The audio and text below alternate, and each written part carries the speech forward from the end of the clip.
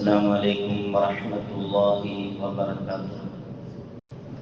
الحمد لله نحمده ونستعينه ونستغفره ونؤمن به ونتوكل عليه ونعوذ بالله من شرور أنفسنا ومن سيئات أعمالنا. من يهده الله فلا مضل له ومن يضلل فلا هادي له. أشهد أن لا إله إلا الله وحده لا شريك له وأشهد أن سيدنا ونبينا ومولانا محمدا عبده ورسوله أرسله كافة للناس بشيرا ونذيرا وداعيا إلى الله بإذنه وسراجا منيرا. وصلى الله على محمد وعلى آله وصحبه وأتباعه أجمعين. أما بعد فأعوذ بالله من الشيطان الرجيم. بسم الله الرحمن الرحيم. قل أرأيتم إن أصبح ماؤكم غورا فمن يأتيكم بماء معين. صدق الله مولانا الكريم. ബഹുമാന്യരായ മുഅ്മിനീങ്ങളെ, സഹോദരങ്ങളെ, അല്ലാഹു സുബ്ഹാനഹു വ തആല ഈ പ്രകൃതിയെ സൃഷ്ടിച്ചിരിക്കുന്നത്, ഈ പ്രകൃതിയെ ഈ രൂപത്തിൽ അല്ലാഹു സംവിധാനിച്ചിരിക്കുന്നത് മനുഷ്യന്റെ ജീവിതത്തിനും അവന്റെ ഗുണത്തിനും നന്മയ്ക്കും വേണ്ടിയാണ്. ഈ പ്രകൃതിയുടെ അടിസ്ഥാനപരമായ ചില വസ്തുക്കളുണ്ട്. ഒന്ന് വെളിച്ചം, രണ്ട് വെള്ളം, മൂന്ന് വായു, നാല് മണ്ണ്. ഇത് നാലും മനുഷ്യന് അടിസ്ഥാനപരമായി അത്യന്താപേക്ഷിതമാണ്. മണ്ണില്ലാതെ ജീവിക്കാൻ നമുക്കിവിടെ സാധ്യമേ അല്ല. നിർമ്മാണ രംഗത്ത് മണ്ണുമായി ബന്ധപ്പെട്ട എല്ലാ സാമഗ്രികളും വസ്തുക്കളും മനുഷ്യന് വളരെ അനിവാര്യമാണ്. അപ്രകാരം തന്നെയാണ് വായു. ഏതാനും സെക്കൻഡുകൾ നമുക്ക് വായു നഷ്ടപ്പെട്ടാൽ നമ്മൾ പിടഞ്ഞു വീണ് മരിക്കും. അതുപോലെ തന്നെയാണ് വെളിച്ചം. വെളിച്ചം അത് പല രൂപത്തിൽ ഈ പ്രകൃതിയിൽ പ്രത്യക്ഷപ്പെടുന്നു. തീയിലൂടെ അത് മനുഷ്യന് വളരെ അനിവാര്യമാണ്. തീയ് എന്ന് പറയുന്നത്, തീയില്ലാതെ ഈ ഭൂലോകത്ത് മനുഷ്യന് ജീവിക്കൽ അസാധ്യമാണ്. ഇറാനിൽ നടക്കുന്ന യുദ്ധവുമായി ബന്ധപ്പെട്ട് ഇന്ന് അടുക്കള പോലും, അല്ലെങ്കിൽ നമ്മുടെ നാട്ടിൽ ഉണ്ടായിരുന്ന പെട്ടിക്കടകൾ, ചായക്കടകൾ പോലും പൂട്ടപ്പെടുന്ന സാഹചര്യത്തിലൂടെ പോകുന്നു. അപ്പൊ തീയ് മനുഷ്യന് വളരെ അനിവാര്യമാണ്. അതിനേക്കാൾ വളരെ അനിവാര്യമായതാണ് വെള്ളം. ഒരു തുള്ളി വെള്ളമില്ലാതെ ഈ ഭൂലോകത്ത് മനുഷ്യന് ജീവിക്കാൻ കഴിയുകയില്ല. പല്ല് തേക്കണമെങ്കിൽ വെള്ളം വേണം, കുളിക്കണമെങ്കിലും, പാത്രം കഴുകണമെങ്കിലും, പാചകം ചെയ്യണമെങ്കിലും, ഭക്ഷണം ഉണ്ടാക്കണമെങ്കിലും എല്ലാത്തിനും വെള്ളം വളരെ വളരെ അനിവാര്യമാണ്. അതുകൊണ്ട് തന്നെ ഈ പ്രകൃതിയെ പടച്ച തമ്പുരാൻ മനുഷ്യന് വേണ്ടി കൃത്യമായി, വളരെ വ്യക്തമായി, വളരെ വലിയ കൃത്യതയോടുകൂടി തന്നെ സംവിധാനിച്ചു വെച്ചിരിക്കുകയാണ്. അതുകൊണ്ട് തന്നെ ഈ പ്രകൃതിയുടെ ഓരോന്നും വളരെ വലിയ അനുഗ്രഹമാണ്. ഫിത്രത്തുല്ലാഹ് അല്ലത്തി ഫത്തറന്നാസ അലൈഹാ ലാ തബ്ദീല ലിഖൽഖില്ലാഹ്. അല്ലാഹുവിന്റെ ഈ പ്രകൃതിയിലൂടെ മനുഷ്യനെ അല്ലാഹു സഞ്ചരിപ്പിച്ചു കൊണ്ടിരിക്കുന്നു. ഈ പ്രകൃതിയെ മാറ്റിമറിക്കാനോ കോലം കെടുത്താനോ സാധ്യമേ അല്ല എന്ന് അല്ലാഹു പരിശുദ്ധ ഖുർആനിലൂടെ പറയുന്നത് വളരെ വ്യക്തമാണ്. അതുകൊണ്ട് തന്നെ ഈ പ്രകൃതിയിൽ മനുഷ്യന്റെ കൈകടത്തലുകൾ ഉണ്ടാവരുത്. പാറകൾ ഇവിടെ നിലകൊള്ളണം, മണ്ണ് നിലകൊള്ളണം. ഇവിടെ സർവ്വതും നശിപ്പിക്കപ്പെടാതെ, കൈകടത്തലുകൾ ഉണ്ടാവാതെ അത് അതാതിന്റെ രൂപത്തിൽ നിലകൊള്ളണം എന്നുള്ളത് ലാ തബ്ദീല ലിഖൽഖില്ലാഹ് എന്ന ആയത്തിലൂടെ അല്ലാഹു നമ്മളെ വളരെ വ്യക്തമായി ബോധ്യപ്പെടുത്തുകയാണ്. മരങ്ങളും മലകളും കാടുകളും കായലുകളും പുഴകളും അരുവികളും കിണറുകളും ഉറവകളും എല്ലാം അതേപോലെ തന്നെ നിലകൊള്ളണം. ഇല്ലായെങ്കിൽ മനുഷ്യ ജീവിതത്തെ തന്നെ ബാധിക്കും. അതെല്ലാം ഇന്ന് നമ്മൾ അനുഭവിച്ചു കൊണ്ടിരിക്കുകയാണ്. ഏതാനും വർഷങ്ങൾക്ക് മുമ്പ് ഓസ്ട്രേലിയയിൽ ലോക രാജ്യങ്ങളുടെ ഒരു ഉച്ചകോടി സംഘടിപ്പിക്കപ്പെട്ടു.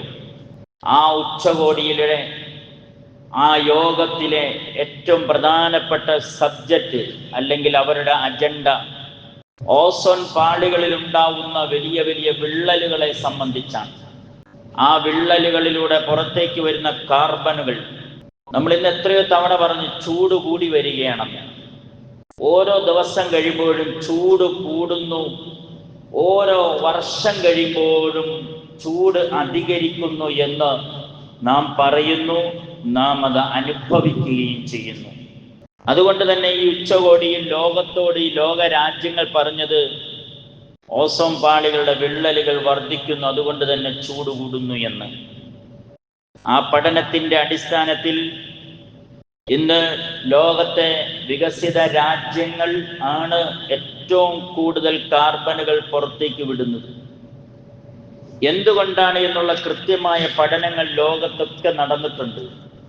അത് മനുഷ്യൻ ഈ പ്രകൃതിയിൽ കൈവച്ചതുകൊണ്ടാണ്. പ്രകൃതിക്ക് വിരുദ്ധമായിട്ടുള്ള നിർമ്മാണ പ്രവർത്തനങ്ങൾ ലോക രാജ്യങ്ങളിൽ നടന്നുകൊണ്ടിരിക്കുന്നത് കൊണ്ടാണ് എന്ന് നമുക്കറിയാം. വാഹനപ്പുക പരിശോധന ഇന്ന് വളരെ അനിവാര്യമാണ്. വാഹനപ്പുക പരിശോധനയുടെ പേപ്പർ ഇല്ലാതെ വണ്ടി ഓടിച്ചാൽ ഇന്ന് വലിയ തുകയാണ് നമുക്ക് പനിഷ്മെന്റായി ഉദ്യോഗസ്ഥന്മാർ ഇട്ടു തരുന്നത്. ഇതൊരു ചെറിയ കാര്യം. ഇങ്ങനെ പ്രകൃതിക്ക് വിരുദ്ധമായ നിർമ്മാണ പ്രവർത്തനങ്ങൾ ലോകത്ത് രാജ്യത്ത് നടന്നുകൊണ്ടിരിക്കുന്നതിൻ്റെ അടിസ്ഥാനത്തിൽ ചൂട് വർദ്ധിക്കുന്നു എന്നാണ് അതിൻ്റെ പഠനങ്ങൾ മുന്നോട്ട് വെക്കുന്നത്. നമ്മുടെ കേരളം 44 നദികളാണുള്ളത്. 29ഓളം ശുദ്ധജല തടാകങ്ങൾ നമ്മുടെ കൊച്ചു കേരളത്തിലുണ്ട്. 80 ലക്ഷത്തിലധികം കിണറുകൾ നമ്മുടെ കേരളത്തിൽ ഉപയോഗിക്കപ്പെടുന്നുണ്ട്. എന്നിട്ട് പോലും വെള്ളം കിട്ടാക്കനിയായിക്കൊണ്ടിരിക്കുകയാണ്. ചൂട് വർദ്ധിക്കുന്നതനുസരിച്ച് വെള്ളം വറ്റുകയാണ്. ഈ പ്രദേശത്തെ അവസ്ഥയെക്കുറിച്ചൊന്ന് പഠിക്കാനുണ്ട് നമ്മൾ. കിഴക്കോട്ട് പോയി കഴിഞ്ഞാൽ വെള്ളം വറ്റുന്നു. മീനച്ചിലാറിന്ന് വറ്റി വരണ്ട് അവിടെ പന്ത് കളിക്കാവുന്ന സാഹചര്യം പോലെ ഒരു മൈതാനം പോലെ ആയിക്കൊണ്ടിരിക്കുകയാണ്. പ്രിയമുള്ള സഹോദരങ്ങളെ, ചൂട് കൂടുന്നു, കിണറുകൾ വറ്റുന്നു, കുഴൽ കിണറുകളിൽ വെള്ളമില്ല, അതുപോലെ തന്നെ പുഴകളും നദികളും അരുവികളുമൊക്കെ വെള്ളമില്ലാതെ തരിശു ഭൂമിയായിക്കൊണ്ടിരിക്കുന്നു എന്നുള്ളതൊക്കെ യാഥാർത്ഥ്യമാണ്. ഇന്ന് നമ്മുടെ രാജ്യം, നമ്മുടെ നാട് അനുഭവിക്കുന്ന ഏറ്റവും വലിയ പ്രശ്നങ്ങളും അത് തന്നെയാണ്. നമ്മുടെ കോട്ടയം ജില്ലയിൽ കിണറുകളിൽ വലിയ ഒരു പരിശോധന നടത്തി. കോളിഫോം ബാക്ടീരിയ, മനുഷ്യ വിസർജ്യ ബാക്ടീരിയ നമ്മുടെ കിണറുകളിൽ വർദ്ധിച്ചുകൊണ്ടിരിക്കുകയാണ്. നമ്മുടെ ഈ അടുത്ത പ്രദേശമായ അടുത്ത മുനിസിപ്പാലിറ്റി ജനങ്ങൾ ഏറ്റവും കൂടുതൽ തിങ്ങി താമസിക്കുന്ന ഒരു പ്രദേശം. അവിടെ 80-90% കിണറുകളിൽ മനുഷ്യ വിസർജ്യ ബാക്ടീരിയകൾ വർദ്ധിക്കുന്നു. അതുകൊണ്ട് തന്നെ രോഗങ്ങൾ കൂടിക്കൊണ്ടിരിക്കുകയാണ്. നാഷണൽ സർവീസ് സ്കീമിന്റെ അവർ നടത്തിയ ഒരു വലിയ പഠനം തന്നെയാണ്. നഗരങ്ങളിൽ 74% കിണറുകളിലും ഈ ബാക്ടീരിയ വർദ്ധിച്ചുകൊണ്ടിരിക്കുന്നു എന്നുള്ളതാണ്. വിദഗ്ധന്മാർ പറയുന്നത് ഒരു കാലം വരാനിരിക്കുന്നു, ഇച്ചാത്തി എടുത്ത് ഒരു കുപ്പി കുടിവെള്ളത്തിന് വേണ്ടി വഴക്കുണ്ടാവുന്ന, പ്രശ്നങ്ങൾ സൃഷ്ടിക്കുന്ന, കത്തി കാണിച്ച് ഒരു കുപ്പി വെള്ളത്തിന് വേണ്ടി വലിയ പ്രശ്നങ്ങൾ സൃഷ്ടിക്കപ്പെടുന്ന ഒരു സാഹചര്യം വരാനിരിക്കുന്നു എന്നാണ്. മനുഷ്യ ശരീരത്തിൽ രക്തം എത്രത്തോളം അനിവാര്യമാണോ അത്രത്തോളം ഭൂമിക്ക് വെള്ളം അനിവാര്യമാണ്. മനുഷ്യ ശരീരത്തിലെ രക്തം വരണ്ടുപോയാൽ മരണം ഉറപ്പാണ്. അത് കട്ട പിടിച്ചാൽ, ശരീരത്തിലെ രക്തം കട്ട പിടിച്ചാൽ മരണം ഉറപ്പാണ്.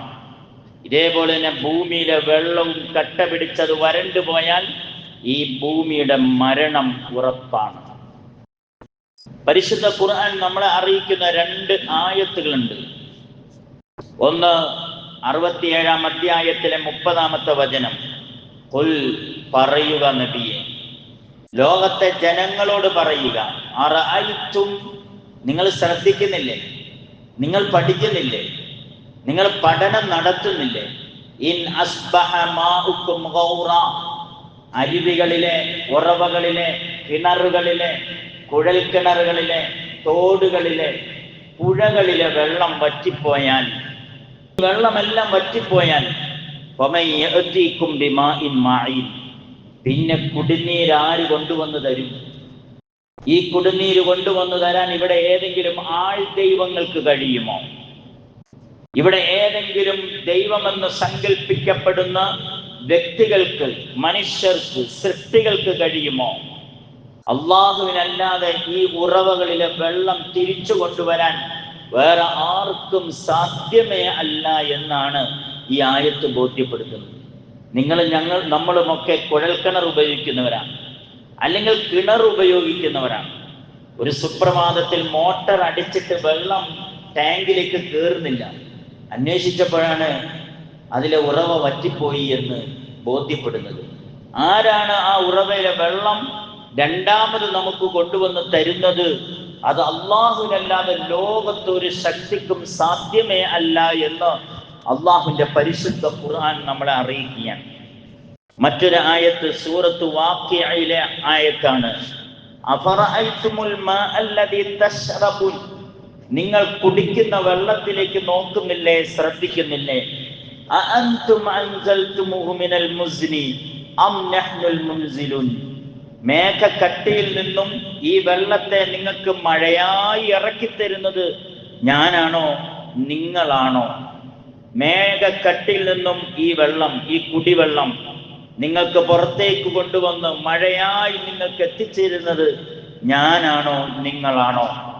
ലൗ നശാഉ ജഅൽനാഹു ഉജാജൻ ഫലൗലാ തഷ്കുറൂൻ, നാം വിചാരിച്ചിരുന്നുവെങ്കിൽ ഈ വെള്ളം കുടിക്കാൻ കൊള്ളാത്ത, ഉപയോഗിക്കാൻ കൊള്ളാത്ത, കലങ്ങി മറിഞ്ഞ, കയർപ്പുള്ള, രുചി വ്യത്യാസമുള്ള, ഉപ്പ് രസമുള്ള വെള്ളമാക്കി മാറ്റാമായിരുന്നു.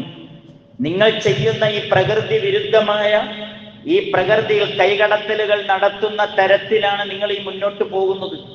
അങ്ങനെയൊക്കെ നോക്കുകയാണെങ്കിൽ ഈ വെള്ളത്തിന്റെ രുചിയും നിറവും മാറ്റിയെടുക്കാമായിരുന്നു. ലൗ നശാഉ ലജഅൽനാഹു ഉജാജൻ, കുടിക്കാൻ കൊള്ളാത്ത, ഉപയോഗിക്കാൻ കൊള്ളാത്ത വെള്ളമാക്കി മാറ്റാമായിരുന്നു. ഫലൗലാ തഷ്കുറൂൻ, നിങ്ങൾ നന്ദി കെട്ടവരായി തീരുന്നതിന്റെ പേരിൽ എന്ന് അള്ളാഹു നമ്മെ ഈ 2 ആയത്തിലൂടെ അറിയിക്കുകയാണ്. അബ്ദുല്ലാഹിബ്നു അംർ ഇബ്നുൽ ആസ് റളിയല്ലാഹു തആല അൻഹു റിവായത്ത് ചെയ്യുന്ന ഒരു ഹദീസ് ഈ കൂട്ടത്തിൽ ശ്രദ്ധിക്കുക. അന്ന നബി സല്ലല്ലാഹു അലൈഹി വസല്ലം മർറ ബിസഅദിൻ വഹുവ യതവല്ലൗ, സഅദ് റളിയല്ലാഹു അൻഹുവിന്റെ അരികിലൂടെ ഒരിക്കൽ പ്രവാചകൻ കടന്നുപോയി. സഅദ് റളിയല്ലാഹു അൻഹു അവിടെ നിന്ന് wudu എടുക്കുകയായിരുന്നു. wudu എടുക്കുന്ന സഅദ് റളിയല്ലാഹുവിന്റെ അരികിലൂടെ നബി തങ്ങൾ കടന്നുപോയപ്പോൾ ഫഖാല മാ ഹാദ സർഫ്, ഓ സഅദേ, നീ വെള്ളം അമിതമായി ഉപയോഗിക്കുകയാണല്ലോ, wudu എടുക്കാൻ ഇത്രയും ടാപ്പ് തുറന്നിടണോ? ചില ആളുകളുണ്ട്, ടാപ്പ് വല്ലാതെ തുറന്നിട്ടിട്ട് വെള്ളം ശക്തിയായി പുറത്തേക്ക് വരുന്ന രൂപത്തിൽ wudu എടുക്കുന്നവരുണ്ട്. അവരോടുകൂടിയാണ് ഈ ഹദീസ് പറഞ്ഞു തരുന്നത്. സഅദേ, ഈ wudu എടുക്കാൻ വേണ്ടി ഒത്തിരി വെള്ളത്തിന്റെ ആവശ്യമുണ്ടോ എന്ന് ചോദിച്ചു. അപ്പോൾ സഅദ് റളിയല്ലാഹു അൻഹു തിരിച്ചു നബി തങ്ങൾ സല്ലല്ലാഹു അലൈഹി വസല്ലമയുടെ ഒരു ചോദ്യം ചോദിച്ചു. അഫിൽ വുളൂഇ സർഫുൻ, അല്ലാഹുവിന്റെ റസൂലെ, wudu എടുക്കുമ്പോഴും ഇസ്റാഫ് ഉണ്ടോ? wudu എടുക്കുമ്പോൾ വെള്ളം അമിതമായി ഉപയോഗിക്കുന്നതിന് കുഴപ്പമുണ്ടോ എന്നാണ് ആ ചോദ്യത്തിന്റെ അർത്ഥം. ഖാല നഅം, അല്ലാഹുവിന്റെ റസൂൽ സല്ലല്ലാഹു അലൈഹി വസല്ലമ പറഞ്ഞു, അതെ, wudu എടുക്കുന്നതിലും അമിതമായി വെള്ളം ഉപയോഗിക്കരുത്. വഇൻ കുൻത അലാ നഹ്രിൻ ജാരിൻ, നീ ഒഴുകുന്ന ഒരു പുഴയിൽ അതിന്റെ അരികിൽ ഇരുന്നു കൊണ്ടാണ് wudu എടുക്കുന്നതെങ്കിലും, ഒഴുകുന്ന ഒരു തോട്ടിൽ ഇരുന്നു കൊണ്ടാണ് wudu എടുക്കുന്നതെങ്കിലും, അത് 3-ലധികം നീ വാ ഉപ്പിളിക്കാൻ നിൽക്കണ്ട. മൂന്നിലധികം പ്രാവശ്യം നീ മുഖം കഴുകാൻ നിൽക്കണ്ട, മൂന്നിലധികം പ്രാവശ്യം നീ കൈ കഴുകാൻ നിൽക്കേണ്ടതില്ല. ഒഴുകുന്ന പുഴയിൽ ഇരുന്നു കൊണ്ട് ഒളു എടുത്താൽ പോലും വെള്ളം അമിതമായി ഉപയോഗിക്കരുത് എന്ന് അള്ളാഹുവിന്റെ റസൂൽ സല്ലല്ലാഹു അലൈഹി വസല്ലമ സഅദ് റളിയല്ലാഹു അൻഹുവിനോട് പറഞ്ഞതായി ഈ ഹദീസ് നമ്മൾ അറിയിക്കുകയാണ്. പ്രിയമുള്ളവരെ, നമ്മൾ ഇഷ്ടംപോലെ വെള്ളം കിണറ്റിലുള്ളവരുണ്ട്, ഇഷ്ടംപോലെ വെള്ളം ഉപയോഗിക്കുന്നവരുണ്ട്. അപ്പോഴൊക്കെ നമ്മൾ ചിന്തിക്കേണ്ടത് വെള്ളം ഇല്ലാത്തവരെ കുറിച്ചാണ്. ഈ അടുത്ത ദിവസം ഒരു സ്ഥാപനത്തിലേക്ക് ഞാൻ പോയി. ഒരു ഇസ്ലാമിക സ്ഥാപനമാണ്.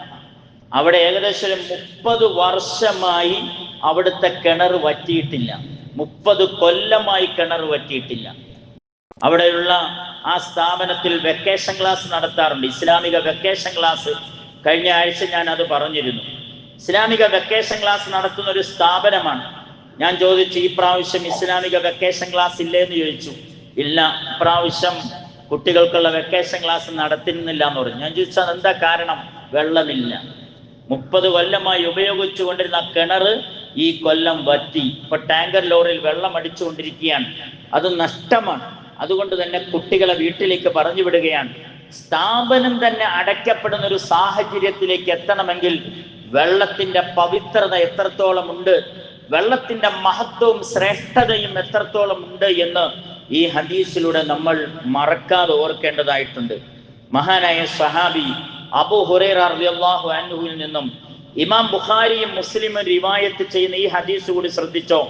ലാ യബ്ലുവന്ന അഹദുക്കും ഫിൽ മാഇ ദാഇമി അല്ലദി ലാ യജ്രി. ഒഴുകാതെ കെട്ടിക്കിടക്കുന്ന വെള്ളത്തിൽ നിങ്ങൾ മൂത്രം ഒഴിക്കരുതെന്ന്. വളരെ പച്ചയായ മലയാളത്തിലാണ് ഞാൻ അർത്ഥം വെക്കുന്നത്. നിങ്ങൾ മലമൂത്ര വിസർജനം നടത്തരുത് ഒഴുകാതെ കെട്ടിക്കിടക്കുന്ന വെള്ളത്തിൽ. സുമ്മയഗ്തസിലു മിൻഹു, എന്നിട്ട് ആ വെള്ളം ഉപയോഗിക്കുന്നു, കുളിക്കാനും കുടിക്കാനും ഒക്കെ ഉപയോഗിക്കുന്നു. ഒരു കുളമായി നമ്മൾ സങ്കല്പിക്കുക. ഉറവയുണ്ടാവാം, പക്ഷെ ആ വെള്ളം നിങ്ങൾ മലിനമാക്കരുത്. പ്രകൃതിയിൽ നിങ്ങൾ കൈകടത്തരുത്. പ്രകൃതിയിൽ കൈകടത്തി കഴിഞ്ഞാൽ അത് രോഗങ്ങൾ ഉണ്ടാവും. ഞാൻ നേരത്തെ പറഞ്ഞ ആ സംഭവം നമ്മുടെ കോട്ടയം ജില്ലയിലെ നഗരങ്ങളിലെ നഗരപ്രാന്ത പ്രദേശങ്ങളിലെ കിണറുകളിൽ മനുഷ്യ വിസർജ്യ ബാക്ടീരിയകൾ വർദ്ധിച്ചു കൊണ്ടിരിക്കുന്നു എന്ന് പറയുമ്പോൾ ആ പറഞ്ഞ കണ്ടെത്തലുകൾ, ആ സർവേയും നിങ്ങൾ ശ്രദ്ധിക്കുന്നുണ്ടോ? ആ സർവേയും ഈ ഹദീസ് ഒന്ന് ചേർത്ത് ചിന്തിച്ചേ. മനുഷ്യ വിസർജ്യ ബാക്ടീരിയകൾ വെള്ളത്തിൽ ഉണ്ടാവരുത് എന്ന്. സുമ്മയഗ്തസിലു മിൻഹു, എന്നിട്ട് നിങ്ങൾ കുടിക്കാനും കുളിക്കാനും ഉപയോഗിക്കുന്നു, അത് രോഗങ്ങൾ ഉണ്ടാകുമെന്ന് 1400 കൊല്ലങ്ങൾക്ക് മുമ്പേ അള്ളാഹുവിന്റെ റസൂല് പറഞ്ഞതും ഇന്നത്തെ നമ്മുടെ ഈ നൂറ്റാണ്ടിൽ നടത്തിയ, ഈ പതിറ്റാണ്ടിൽ നടത്തിയ സർവേയും നമ്മളൊന്ന് ചേർത്ത് വായിച്ചു നോക്കണം. അള്ളാഹുവിന്റെ റസൂൽ വെറുതെ ഒരു കാര്യം പറയുകയില്ല. മഹാനായ അബൂ ഹുറൈറ റളിയല്ലാഹു അൻഹുവിൽ നിന്നും ഇമാം ബൈഹഖി റിവായത്ത് ചെയ്യുന്ന 3-ാമത്തെ ഹദീസ് കൂടി ചേർത്ത് വായിക്കുക. ഫലൈസ സദഖത്തുൻ അഅളമ അജ്റൻ മിൻ മാ, ഫലൈസ സദഖതൻ അഅളമ അജ്റൻ മിൻ മാ. വെള്ളം ദാനമായി കൊടുക്കുന്നതിനേക്കാൾ വലിയൊരു സദഖ ഈ ഭൂലോകത്തില്ല എന്ന് അള്ളാഹുവിന്റെ റസൂൽ പറയുകയാണ്. നീ ഒരു ബക്കറ്റ് വെള്ളം നിന്റെ സഹോദരന്റെ ബക്കറ്റിലേക്ക് ഒഴിച്ചു കൊടുക്കുക. നബി തങ്ങൾ സല്ലല്ലാഹു അലൈഹി വസല്ലമ അത് ഹദീസിലൂടെ പറയുന്നുണ്ട്. നിന്റെ ബക്കറ്റിലെ വെള്ളം കിട്ടാത്ത ഒരാൾക്ക് ഒഴിച്ചു കൊടുക്കുക എന്നുള്ളത് സദഖയാണ്. 100 രൂപ 1000 രൂപ സദഖ ചെയ്യുന്നത് മാത്രമല്ല സദഖ, പുഞ്ചിരി സദഖയാണ്. ഒരാളുടെ മുഖത്ത് നോക്കി ചിരിക്കാൻ കഴിയുന്നില്ലെങ്കിൽ നിന്റെ മനസ്സ് കല്ലായി പോയിട്ടുണ്ട്. നീ വെറുതെ കൈകെട്ടി 5 നേരം നിസ്കരിക്കുന്ന ചില ആളുകളുണ്ട്. നിസ്കരിക്കാൻ വരും, ദിക്റും സലാത്തൊക്കെ ഒത്തിരി ചൊല്ലും. അതിനേക്കാൾ വലിയ സദഖ ഏതാണെന്നറിയോ? മുഖത്ത് നോക്കി ഒന്ന് ചിരിക്കാൻ കഴിയണം. ഇപ്പോഴും നമ്മളുടെ ഇടയിൽ ചില ആളുകളുണ്ട്, വലിയ നിസ്കാരക്കാരാണ്, പക്ഷെ മുഖത്ത് ചിരിയില്ല. ചിരിക്കാൻ കഴിയാന്നുള്ളത് സദഖയാണ്. അതേപോലെ തന്നെ നിന്റെ കിണറ്റിലെ വെള്ളം നീ കോരിക്കോ, നീ വെള്ളം എൻ്റെ കിണറ്റിലെ വെള്ളം യഥേഷ്ടം എടുത്തോ എന്ന് പറയുന്നത് സദഖയാണ്. തൊടുപുഴയില് ചെലവെന്ന് പറയുന്ന ഒരു ഗ്രാമപ്രദേശമുണ്ട്. അവിടെ ഒരു 1-2 സെന്റ് സ്ഥലം, എനിക്ക് ഓർമ്മ വരുന്നില്ല, എപ്പോഴും പത്രത്തിൽ വായിച്ചതാണ്. അവിടെ ഒരു ഹസൻ മൗലവി ഉണ്ടായിരുന്നു. ഹസൻ മൗലവി ചെലവെന്ന് പറയുന്ന ആ ഗ്രാമപ്രദേശത്തു നിന്നും അദ്ദേഹം വേറൊരു സ്ഥലത്തേക്ക് സ്ഥലം വാങ്ങി വീട് വെച്ച് നാട് വിട്ടുപോയി. പക്ഷേ അദ്ദേഹം വീട് വിൽക്കുമ്പോൾ ആ കിണർ വിറ്റില്ല. അദ്ദേഹത്തിന്റെ നാട്ടിൽ വീട്ടിൽ ഉപയോഗിച്ചുകൊണ്ടിരുന്ന ആ 1.5 സെന്റ് സ്ഥലത്തുണ്ടായിരുന്ന അദ്ദേഹത്തിന്റെ ആ വലിയ കിണറുണ്ടല്ലോ, ആ കിണറും ആ സ്ഥലവും വിറ്റില്ല എന്ന് പറയാൻ കാരണം എന്താണ്? അദ്ദേഹത്തിന്റെ കിണറിന്റെ വക്കത്ത് 35 മോട്ടർ ഉണ്ടായിരുന്നു. ആ നാട്ടിലെ 35 അയൽവാസികൾ അവരുടെ മോട്ടർ കൊണ്ടുവന്ന് വെച്ചിരുന്നത് ഈ ഹസൻ മൗലവിയുടെ കിണറ്റിലായിരുന്നു. ഇത് വിറ്റുപോയാൽ ഇനി വാങ്ങുന്ന ആള് മറ്റുള്ളവർക്ക് വെള്ളം കൊടുക്കാതിരുന്നാലോ എന്ന് വിചാരിച്ചിട്ട് അദ്ദേഹം അത് നാട്ടുകാർക്ക് വഖഫ് ചെയ്ത് നാട്ടുകാർക്ക് ആ കിണർ സൗജന്യമായിട്ട് കൊടുത്തിട്ട് ആ വീട് സ്ഥലം വിറ്റിട്ട് പോയി എന്നാണ്. സൗജന്യമായിട്ട് വിറ്റിട്ട് പോയി. ഇന്ന് 35 മോട്ടറുകൾ, ഞാനിത് അറിയുമ്പോൾ ഒരു 2-3 കൊല്ലം മുമ്പ് അറിഞ്ഞത്. ഇന്ന് 35-നേക്കാൾ കൂടുതൽ മോട്ടറുകൾ ചിലപ്പോ ആ കിണറ്റിൽ വെച്ചിട്ടുണ്ടാവും. എത്ര വലിയ സദഖയാണ് ആ മൗലവി ചെയ്തതെന്ന് ചിന്തിച്ചു നോക്കൂ.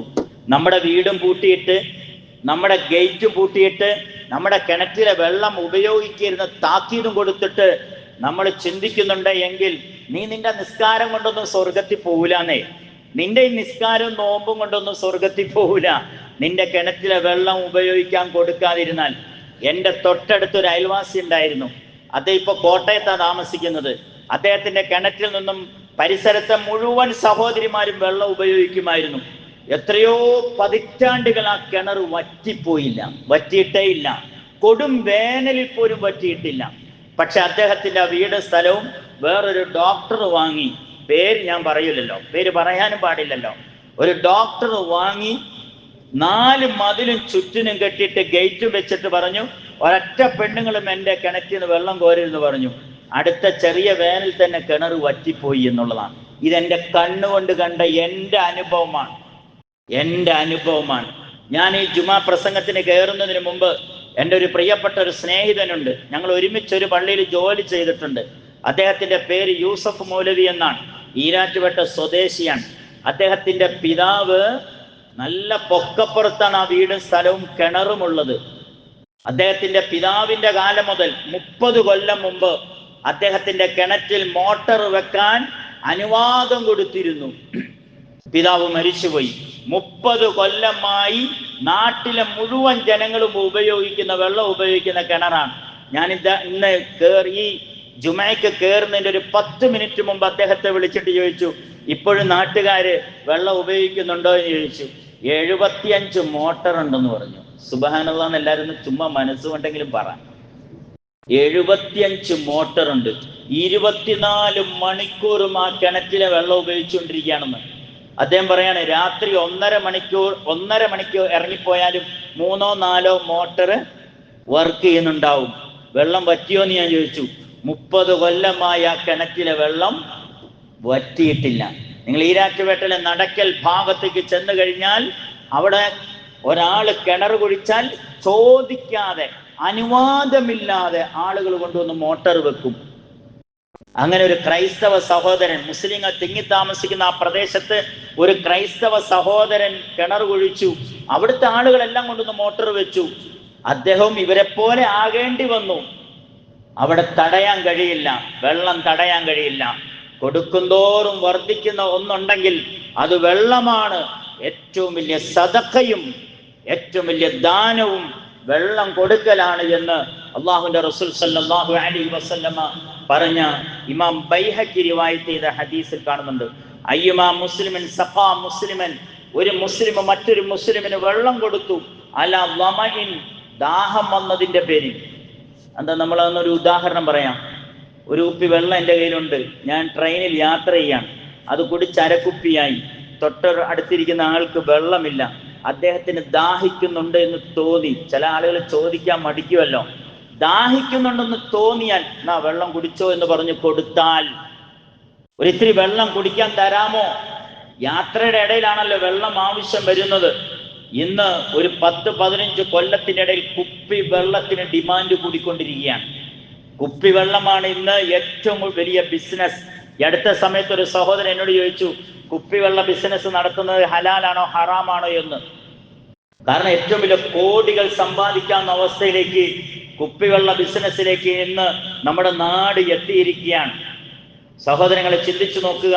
അങ്ങനെ ഒരു അരക്കുപ്പി വെള്ളം ഒരാൾക്ക് യാത്രയുടെ ഇടയിൽ കുടിക്കാൻ വേണ്ടി കൊടുത്തു കഴിഞ്ഞാൽ അള്ളാഹുവിന്റെ റസൂൽ സല്ലല്ലാഹു അലൈഹി വസല്ലമ തങ്ങൾ പറഞ്ഞു, സഖാഉല്ലാഹു മിൻ റഹീഖിൽ മഖ്തൂം, നാളെ സ്വർഗത്തിന്റെ പാനീയം അള്ളാഹു ആ മനുഷ്യന് കുടിക്കാൻ കൊടുക്കുമെന്ന് അള്ളാഹുവിന്റെ റസൂൽ സല്ലല്ലാഹു അലൈഹി വസല്ലമ പറയുകയാണ്. മൻ ഹഫറ മാഅൻ, ഒരാൾ ഒരു കിണർ കുഴിച്ചു, ലം യശ്റബ് മിൻഹു കബ്ദ ഹർരിൻ മിൻ ജിന്നിൻ വലാ ഇൻസിൻ വലാ തായിരിൻ ഇല്ലാ അജ്റഹുല്ലാഹു യൗമൽ ഖിയാമ. ഇമാം ബുഖാരിയുടെ ഹദീസാണ്. ഒരാൾ കിണർ കുഴിച്ചു, ജിന്നുകൾ ആ വെള്ളം കുടിച്ചു.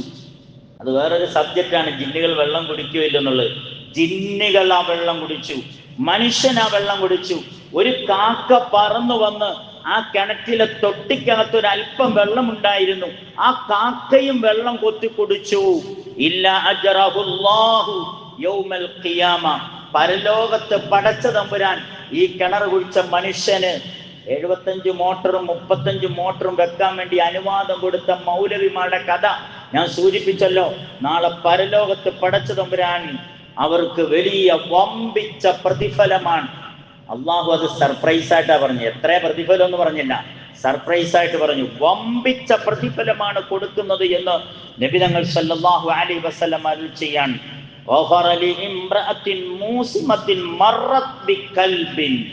നമ്മൾ ഒരുപാട് കേട്ട ഹദീസാണല്ലോ. ഒരു മരുഭൂമിയിലൂടെ യാത്ര ചെയ്യുന്ന അവിഹിത ബന്ധത്തിലൂടെ പണം സമ്പാദിക്കുന്ന ഒരു പെണ്ണ് അങ്ങനെ യാത്ര ചെയ്യുമ്പോൾ ഒരു നായ നനഞ്ഞ മണ്ണ് നക്കുന്ന കണ്ടു. നോക്കൂ നിങ്ങൾ, നനഞ്ഞ മണ്ണ് നക്കുന്ന കണ്ടപ്പോൾ ആ സ്ത്രീ എന്ത് ചെയ്തു? തൻ്റെ ഷോൾ അഴിച്ചിട്ട് തൻ്റെ ഷൂ ആ ഷോളിന്റെ അറ്റത്ത് കെട്ടിയിട്ട് ആ കിണറ്റിലേക്ക് ഇട്ട് ആ ഷൂവിൽ വെള്ളം കോരിയെടുത്ത് നായക്ക് കുടിപ്പിച്ചു. നായ ദാഹം തീർത്ത് നടന്നുപോയി. അല്ലാഹു സുബ്ഹാനഹു വ തആല അവിഹിതത്തിലൂടെ പണം സമ്പാദിക്കുന്ന ആ പെണ്ണിന് സ്വർഗം നൽകിയെന്ന് അള്ളാഹുവിന്റെ റസൂൽ സല്ലല്ലാഹു അലൈഹി വസല്ലമ പറഞ്ഞിട്ടുണ്ടെങ്കിൽ, ഈ വേനൽക്കാലത്തെ ഏറ്റവും പുറയിലുള്ളവർ നോക്ക്, ഈ വേനൽക്കാലത്തെ നമ്മുടെ ഗേറ്റുകൾ അടച്ചിടരുത്. ഈ വേനൽക്കാലത്തെ നമ്മുടെ കിണറുകൾ പൂട്ടിയിടരുത്. ഈ വേനൽക്കാലത്ത് ഒരാൾക്കും വെള്ളം തടയരുത്. നിങ്ങൾ നിങ്ങളുടെ വീടിന്റെ മുമ്പിൽ ഒരു ചെറിയ പാത്രത്തിൽ വെള്ളം എടുത്തു വെക്ക്. ഈ കാക്കകളും പക്ഷികളും ഒന്ന് കൊത്തി അത് വെള്ളം കുടിച്ചാൽ നീ 10,000 പ്രാവശ്യം സലാത്ത് ചൊല്ലിയതിനേക്കാൾ കൂലിയുണ്ട്. നീ 10,000 റക്അത്ത് നിസ്കരിച്ചതിനേക്കാൾ കൂലിയുണ്ട്. ഇതാണ് ഇസ്ലാം. ഈ ഇസ്ലാമിനെയാണ് ചങ്ങനാശ്ശേരിയിലെ ടൗണിൽ പ്രസംഗിച്ച് കേൾപ്പിക്കേണ്ടത്. ഈ ഇസ്ലാമിനെയാണ് കോട്ടയത്തെ ടൗണിൽ പ്രസംഗിച്ച് കേൾപ്പിക്കേണ്ടത്. നമ്മുടെ ഇസ്ലാം എല്ലാം പള്ളിക്കകത്താക്കിപ്പോയി. ഇസ്ലാം പള്ളിക്കകത്തല്ല ഒതുങ്ങേണ്ടത് സഹോദരങ്ങളെ. നമ്മുടെ ഇസ്ലാമിനെ ഈ ബസ് സ്റ്റാൻഡിന്റെ മുമ്പിൽ പ്രസംഗിച്ച് കേൾപ്പിക്കണം.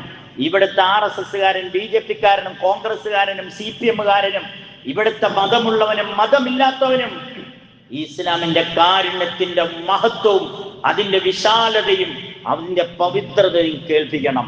നമ്മുടെയൊക്കെ പലരുടെയും പിതാക്കന്മാർ മരിച്ചുപോയി ഇവിടെ ഉണ്ട്. നിങ്ങളുടെ പലരുടെയും പിതാക്കന്മാർ ദാ ഈ മണ്ണിന്റെ അടിയിലാണ്. പലരുടെ ഉമ്മമാർ ഈ മണ്ണിന്റെ അടിയിലാണ്. പലരുടെയും പല ആളുകളും ഈ പുത്തൂർ പള്ളി മസ്ജിദിന്റെ ചുറ്റുവട്ടത്ത് മണ്ണിന്റെ അടിയിൽ കിടക്കുന്നുണ്ടല്ലേ. നിങ്ങളൊരു യാസീൻ ഓതിയാൽ അവരോടുള്ള ഹക്ക് തീരുവോ? ശ്രദ്ധിക്ക്, ഒരു യാസീൻ ഓതിയാൽ അവരോടുള്ള ഹക്ക് തീരുവോ? ഒരു ചാണകത്തിൽ ഉണ്ടാക്കുന്ന, ചാണകത്തിൽ സൃഷ്ടിക്കുന്ന, ചാണകത്തിൽ നിർമ്മിക്കുന്ന ഒരു തിരി കൊണ്ടുപോയി അവിടെ കൊണ്ട് കുത്തിവെച്ചാൽ നിങ്ങളുടെ ഉമ്മാനുള്ള ബാധ്യത തീരുവോ? ഇല്ല, തീരൂല. കേട്ടോ ഹദീസ്.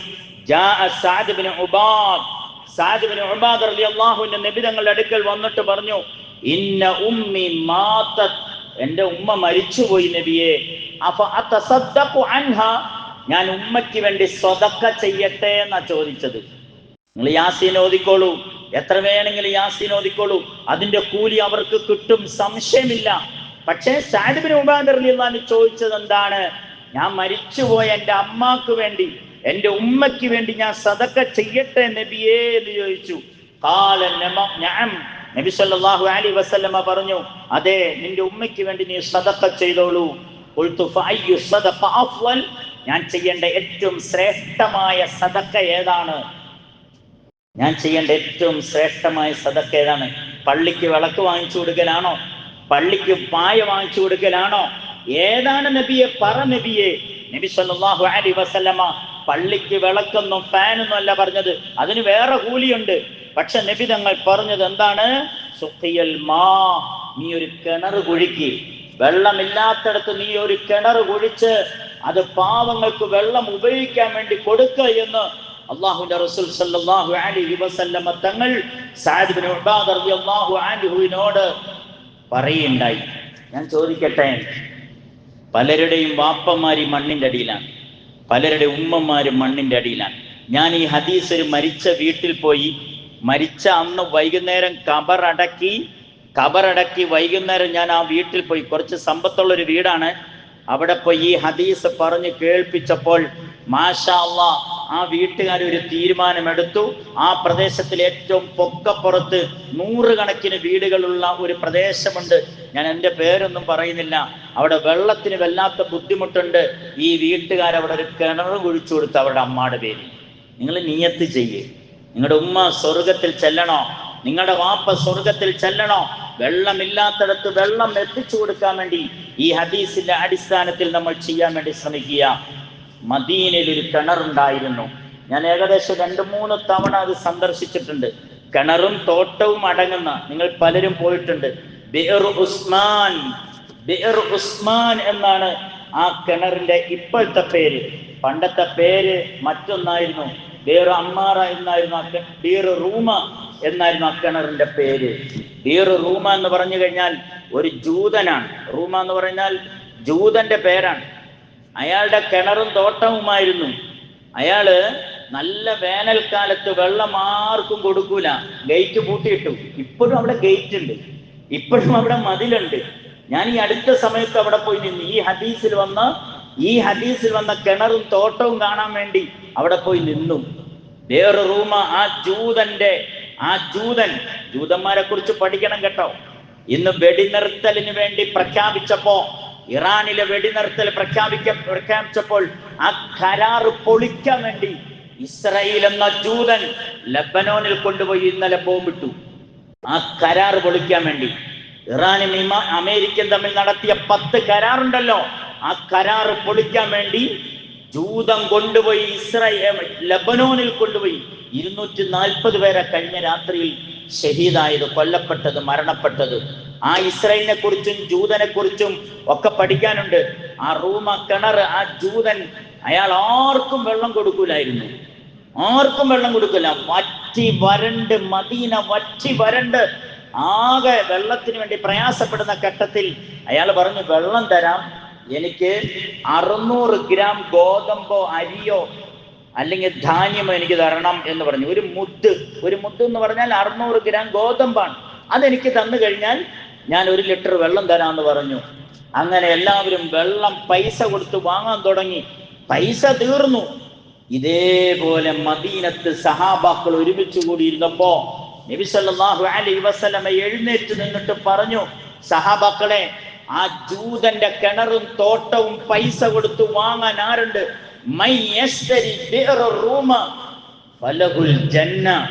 ആ ജൂതന്റെ കിണർ ആര് വാങ്ങുന്നോ അവന് സ്വർഗത്തെ ഞാൻ ഉറപ്പായിട്ടും തരാൻ ഞാൻ വാഗ്ദാനം ചെയ്തിരിക്കുന്നു എന്ന് പറഞ്ഞു. ആ സമയത്ത് ആരും മുഖത്തോട് മുഖം നോക്കിയില്ല, ആരും ആലോചിച്ചില്ല.